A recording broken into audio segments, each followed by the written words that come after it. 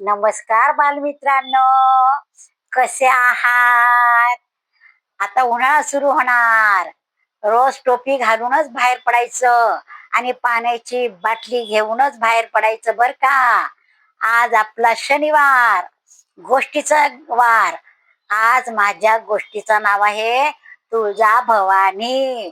मुलांनो, आता शिवजयंती जवळ आली की नाही, मग शिवाजी महाराजांचं कुलदैवत कोण आहे? तुळजाभवानी. मुलांनो, तुळजाभवानी हे नाव कसं पडलं माहितीये का तुम्हाला? एक तुळजा नावाचा भयंकर राक्षस होता. तो इतका बलाढ्य होता, इतका बलाढ्य होता की त्याने पृथ्वीला तर हादरून टाकलंच. पृथ्वीची लोक फार हैराण झाली आणि देवांना देखील त्यांनी शरणागती पत्करायला लावली. कारण देव पण फार थरथर कापायला लागले त्याच्यापुढे, इतका तो बलाढ्य होता. आणि ऋषीमुनींचा तर काय यज्ञ तर उडवूनच द्यायचा. ऋषीमुनी तर इतके घाबरले, आता काय करायचं, आपण होम हवन कसं करायचं, यज्ञ कसा करायचा. मग त्यांनी देवीची प्रार्थना केली बर का. देवीची प्रार्थना केल्यानंतर भवानी माता, माता बर का, ती भवानी माता आली, इतकी सुंदर. तिचे अनेक हात, तिचे प्रत्येक हातामध्ये एक एक शस्त्र.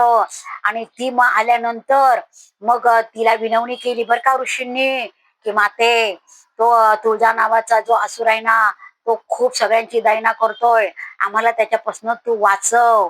मग भवानी प्रकट झाल्यानंतर तिने एक रुद्र रूप धारण केलं आणि क्षणात तुळजाचा तिने वध करून टाकला.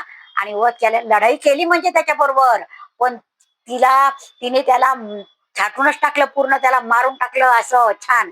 आणि मग तो मेल्यानंतर सगळीकडे आनंदी आनंद झाला. ज्या ठिकाणी भवानी मातेने तुळजाला मारलं, त्या ठिकाणाला तुळजापूर असे नाव पडलं. आणि ही माता स्वराज्य रक्षणाची माता आहे बर का.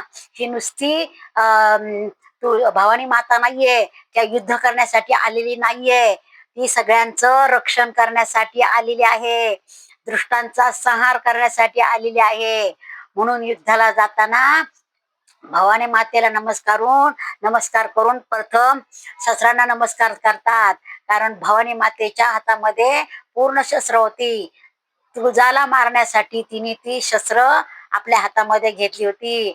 आणि दृष्ट राक्षसांचा दृष्ट राक्षसांना नष्ट करण्यासाठी ती प्रकट झाली आहे.